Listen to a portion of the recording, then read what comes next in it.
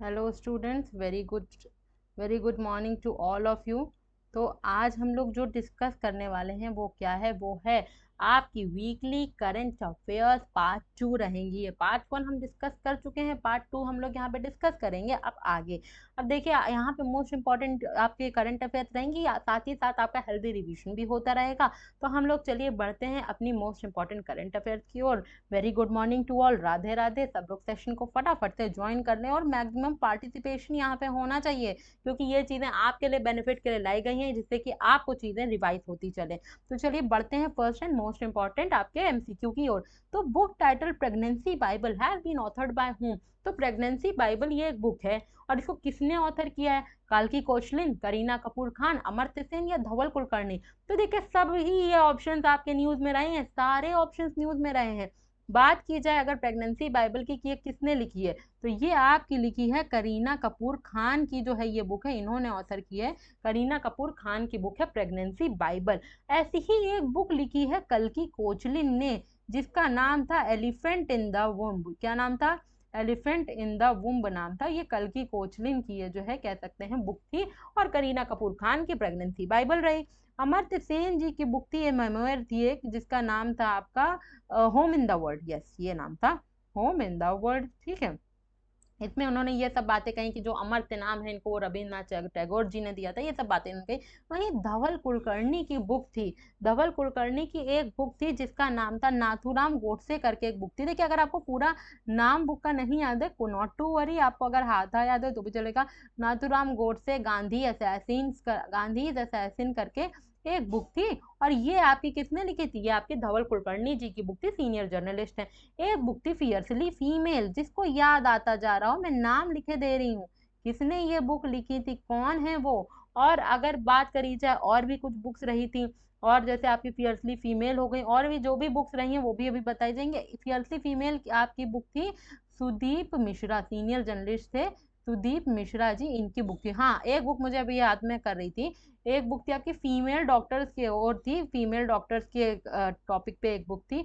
और ये आपकी जो बुक थी ये किसने लिखी थी? ये बुक थी कविता राव। किसकी बुक थी ये?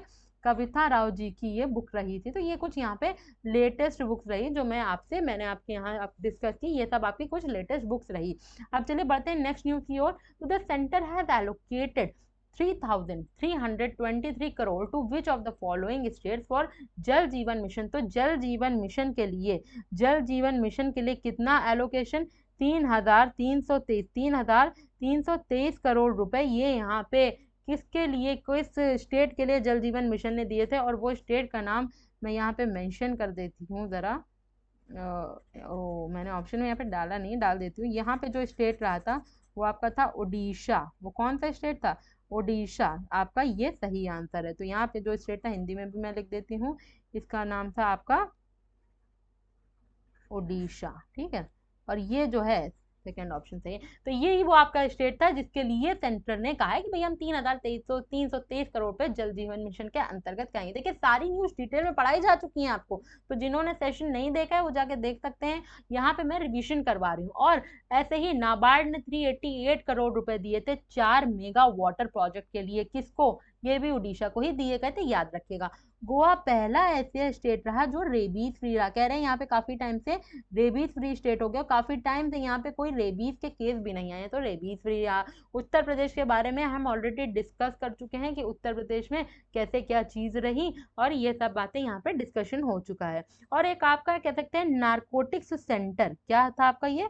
नारकोटिक्स सेंटर आपका ये अमित शाह जी ने इनॉग्रेट किया था। और इसका इनॉग्रेशन कहाँ रहा था? नारकोटिक्स कह सकते हैं नारकोटिक्स फॉरेंसिक साइंस यूनिवर्सिटी जो है, इसका इसमें एक सेंटर ऑफ एक्सीलेंस कह सकते हैं, research based centre of excellence का इनॉग्रेशन किया गया था। क्या? नेशनल फॉरेंसिक कह सकते हैं आपकी नेशनल फॉरेंसिक साइंस यूनिवर्सिटी। और इसका इनॉग्रेशन कहाँ? गुजरात के गांधीनगर में, गुजरात के गांधीनगर में अमित शाह जी ने किया था। अमित शाह जी दो पोर्टफोलियो होल्ड कर रहे हैं, होम अफेयर्स मिनिस्टर होने के साथ साथ ये आपके कौन सा मंत्रालय संभाल रहे हैं?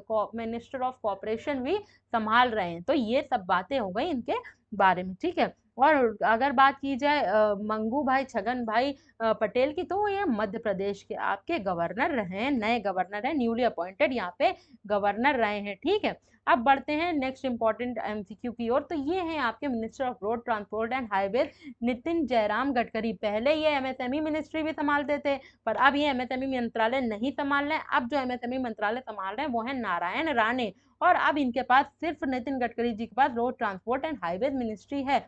और इन्होंने पहला प्राइवेट एलएनजी यानी कि लिक्विफाइड फैसिलिटी प्लांट, तो प्राइवेट एलएनजी यानी कि लिक्विफाइड फैसिलिटी प्लांट जो है ये कहाँ जो है इनॉग्रेट किया गया है, भारत का ये आपका कंट्री का पहला प्राइवेट एलएनजी प्लांट रहा था। और इसका इनॉग्रेशन कहाँ रहा है, तो इसका इनॉग्रेशन अगर कही जाए तो कहाँ रहा है, नागपुर में इसको इन्होंने इनॉग्रेट किया है। कहाँ पे इनॉग्रेट किया है, नागपुर में इसको इनॉग्रेट किया गया है। बात समझ में आ रही, तो नागपुर में private liquefied natural gas facility plant आपका इनॉग्रेट किया गया है। और अगर हम बात करें आगे की, अगर हम बात करते हैं सूरत और इंदौर की, तो ये क्यों न्यूज में रहे, सूरत इंदौर क्यों न्यूज में रहे, क्या चीजें रही, क्या बातें रही, इसके बारे में भी डिस्कस करते हैं। तो क्या आपको याद है, एक कह सकते हैं स्मार्ट सिटी की लिस्ट आई थी, स्मार्ट सिटीज में इन्होंने जो है स्मार्ट सिटीज कह सकते हैं, स्मार्ट सिटीज में सूरत और इंदौर ने टॉप किया है। अब कोई मुझे यहाँ पे ये बताए कि कौन सा स्टेट है जिसमें इसने टॉप किया है, कौन सा स्टेट है जिसने इसने कह सकते हैं जिसमें इसने टॉप किया है, तो वो स्टेट कौन सा रहा, उत्तर प्रदेश स्टेट की कैटेगरी में इसमें स्मार्ट सिटी में इन्होंने टॉप किया है। यहाँ पे ये चीजें आपकी इंपॉर्टेंट है। नितिन गडकरी जी का जो निर्वाचन क्षेत्र है ना, वो भी नागपुर ही है, क्या है, नागपुर ही है नितिन गडकरी जी का निर्वाचन क्षेत्र, ये बात भी याद रखिएगा। अब आगे बात की जा रही है कि department of administrative reform and public grievance India and public service commission of which country have signed memorandum of understanding on refurbishing personnel administration and governance reforms. बात की जा रही है प्रशासनिक सुधार और लोक शिकायत विभाग भारत और लोक सेवा आयोग किस देश के हैं, जिन्होंने क्या किया है, एक बेसिकली प्रशासन और शासन सुधारों को नवीनीकृत करने के लिए एक समझौते ज्ञापन पर हस्ताक्षर किए हैं। देखिए कंफ्यूज मत होइएगा क्योंकि सभी न्यूज में रही थी जगह, पर जो जगह जो है न्यूज में रही थी वो अगर मैं बात करूं यहाँ पे जो इसका आंसर है वो है गाम्बिया। गाम्बिया की बात की जाए तो गाम्बिया आपकी वो कंट्री रही जिसने एमओयू साइन किया था भारत के साथ, इसलिए जिससे कि पर्सनल एडमिनिस्ट्रेशन की नवीनीकरण और गवर्नेंस में जो भी चेंजेस आने उसके बारे में यहाँ पे बात की गई थी। फिजी के साथ इंडिया ने एक एमओयू साइन किया था, इंडिया और फिजी ने एमओयू साइन किया था, किस लिए ये एमओयू साइन किया गया था, एग्रीकल्चर और इससे रिलेटेड सेक्टर के लिए, एग्रीकल्चर एंड अलाइड सेक्टर के लिए ये जो है ये यहाँ पे साइन किया गया था एक एमओयू। फिर डेनमार्क के साथ आगे एक क्वेश्चन है, मैं जरूर डिस्कस करूंगी, अभी नहीं डिस्कस करूंगी, आगे इसी में मैंने क्वेश्चन दे रखा है। अच्छा फिलहाल ये बता दें कि वर्ल्ड का सबसे बड़ा, वर्ल्ड का लार्जेस्ट सैंड कासल, क्या सैंड कासल, ये भी आपका डेनमार्क है, डेनमार्क की कैपिटल कोपेनहेगन होती है। अब अगर बात की जाए, मैं बात करूं अगर तुर्कमेनिस्तान की, तो ये क्यों न्यूज में रहा, क्या रीजन रहा, तुर्कमेनिस्तान की कैपिटल क्या रही, और यही जो है तुर्कमेनिस्तान की कैपिटल ही आपकी न्यूज में थी, क्या है, एशगबत, एशगबत है इसकी कैपिटल। और एशगबत ना वो जगह है जहाँ पे जो सबसे एक्सपेंसिव है वर्कर्स के लिए, एक्सपेंसिव जो फॉरेन वर्कर्स के लिए है अपने, वो जगह आपकी होती है तुर्कमेनिस्तान की, एशगबत होती है वो जगह। और यहीं पे यही बात करी जा रही है, यहाँ पे ये सारे ऑप्शन इसी प्रकार से आपके लिए प्रोवाइड किए गए हैं कि कहीं ना कहीं आपके जो है ये न्यूज में रहे थे। समझ में आ रही चीजें, तो ये आपकी बातें रही, ये चीजें इंपॉर्टेंट रही। अच्छा अगर हम बात करते हैं एमओयूज की, तो देखिए डेनमार्क के साथ भी एमओयू रहा था। अगर किसी को याद आ रहा हो कि कौन सा आपका एमओयू रहा था, ये तो बताते चले, आगे न्यूज में भी है। और अगर काम्बिया सबकी कैपिटल बताइए तो काम्बिया की भी कैपिटल बताते हैं, ये है बांजुल, बांजुल है capital. And if I am not wrong तो दलासी, दलासी यहाँ की आपकी करेंसी है, तो ये बात भी याद रखिएगा, ये चीजें भी याद रखिएगा। फिर इंटरनेशनल मलाला डे, कौन है ये मलाला जी, जिनका नाम आ रहा है इंटरनेशनल मलाला डे के नाम से ये दिन मनाया जाता है। और ये जो है अगर बात करी जाए ये जो दिन होता है कब मनाया जाता है, तो नाम आपने सुना होगा मलाला यूसुफजई, तो मलाला यूसुफजई इन्हीं को सल्यूट करने के लिए ये दिन मनाया जाता है जुलाई 12 को। तो 12 जुलाई को हम मनाते हैं इंटरनेशनल मलाला डे, कब, 12 ऑफ जुलाई को ये दिन मनाया जाता है। और ये कह सकते हैं सोशल एक्टिविस्ट हैं पाकिस्तान से, काफ़ी सारे इन्होंने इनके ऊपर अटैक भी किए हुए हैं और काफ़ी सारी दिक्कतें आई हैं। तो ये जो है इंटरनेशनल मलाला डे और यंगेस्ट नोबेल प्राइज लॉरेट रही थी, इस बात को भी याद रखें। जुलाई 12 को मनाया जाता है इंटरनेशनल मलाला डे। बुक आ गई, a book title the Fourth Lion essays for Gopal Krishna Gandhi. और ये बुक किसने लिखी थी? श्रीनाथ राघवन, अकाल की कोशलिन, वेन्यू माधव गोविंदू, या दोनों श्रीनाथ और वेन्यू जी दोनों ने लिखी थी? तो इसका सही उत्तर क्या है? इसका सही उत्तर है ऑप्शन नंबर डी। तो ये book the Fourth Lion essays for Gopal Krishna Gandhi नामक पुस्तक ये किसके द्वारा लिखी गई थी? तो वेन्यू माधव गोविंदू और श्रीनाथ राघवन, इन दोनों ने मिलकर इस बुक को लिखा था और बुक का नाम है the Fourth Lion essays for Gopal Krishna Gandhi. काल की कोचलिन ने जो बुक लिखी थी वो कौन सी थी? एलिफेंट इन द वूम्ब नाम था इस बुक का, एलिफेंट इन द वूम्ब।